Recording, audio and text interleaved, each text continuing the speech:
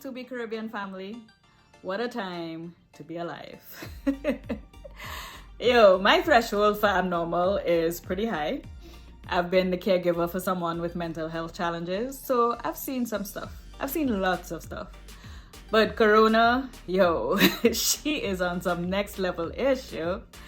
So like most content creators, I've had to pivot, change direction, because the plan of covering the top 5 Caribbean festivals every month clearly is not happening this year because Corona. So the team and I, we sat down, we had some discussions and decided to launch this new content series called Caribbean Kurrent because we want to spark discussion within the Caribbean community. So here I am. So for those who may not know, my name is Marissa. I'm the founder of To Be Caribbean. And at To Be Caribbean, we focus on professionally promoting the best of Caribbean music, business, and events. I'm also a radio personality and I'm a marketing consultant. I focus a lot on Caribbean festivals and events, but I also work with artists and a lot of other Caribbean small businesses. And today's topic is something that's come up a lot with my small business owners and festival promoters.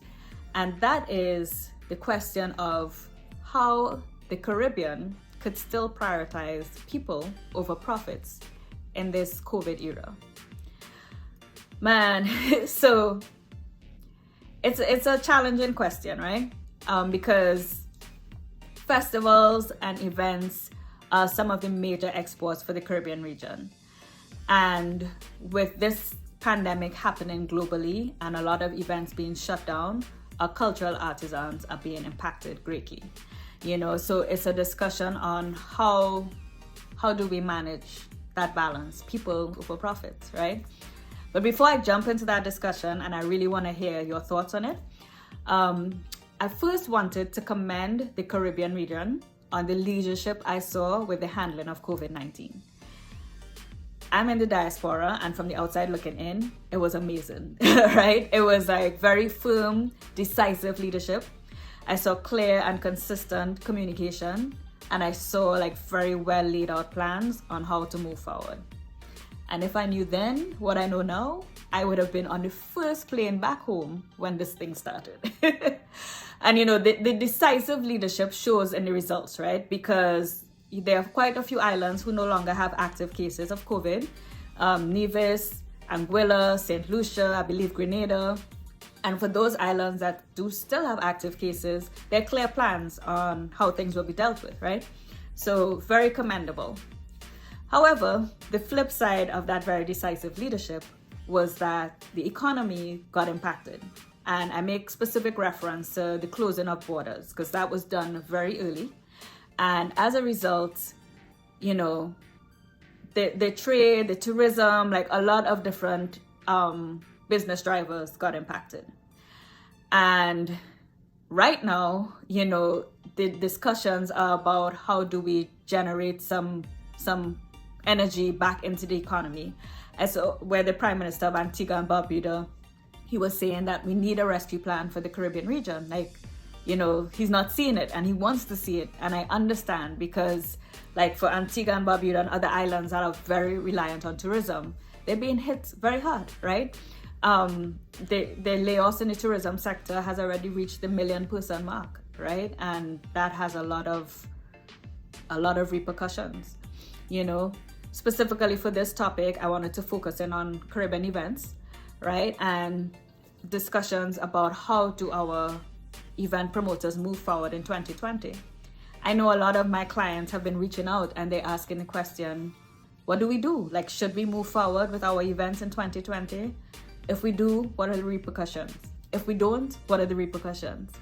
And you know, there's no clear-cut answer. Like, I've been doing this for years. I've worked on some of the biggest events, carnivals and reggae events that 50,000 plus people. I've worked on corporate events and other events like 100 plus people. And I've spent a lot of time studying this industry. And I can tell you definitively, there's no clear-cut answer in 2020 as to what's the best move forward. But what I do with my clients is ask them the question, right now, what is most important to you?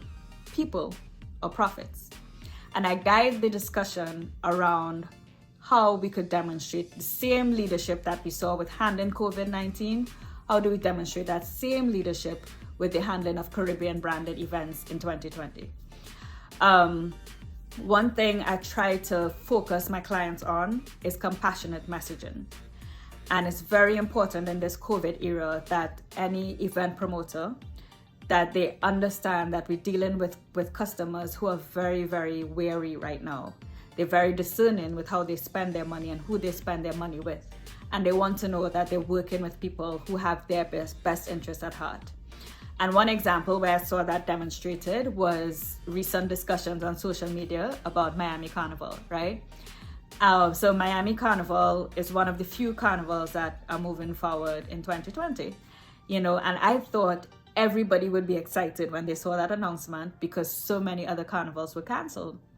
But instead, what I saw with social media discussion was that people didn't think it was in their best interest to attend an event on that scale in the middle of a pandemic, right?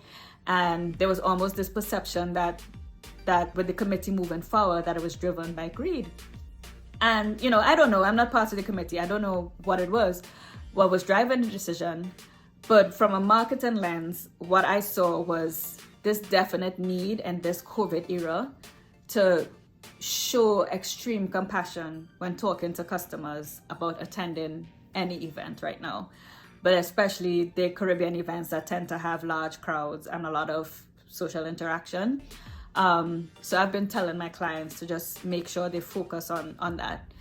The other thing I try to guide my clients on is about showing leadership on how a Caribbean branded event happens in a COVID era. The same leadership we saw with the handling of the pandemic, right? So that means that things like social distancing rules and things like sanitation and all those different things, that they're very strict protocols on how they're handled. And those are the things that customers will definitely be paying attention to right now for those brave promoters that decide to move forward with events, right? And I would tell you, honestly, when things first started to happen, I was guiding all my clients as to no events in 2020, none at all. But then I started talking to more small business owners and, recognizing that there's a need right now to generate revenue because everything's being canceled. So on one hand, you have the discussion of, well, health is wealth, and without your health, you can't do anything. But then you have the discussion from people who rely on events for their money, and they're saying, well, if I have no money, I can't take care of my health, And there's no clear-cut answer, to be honest. At first I was very clear, but now it's now there are a lot of questions, because it's a question that's reverberating throughout the world, right? How do we prioritize people over profits because economies are crumbling?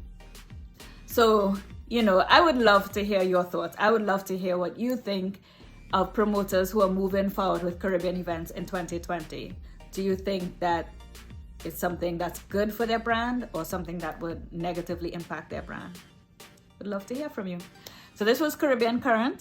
I'm Marissa, and there are quite a few more episodes coming with my colleagues within the community. So stay tuned, and talk to you soon. Make sure you let me know in the comments what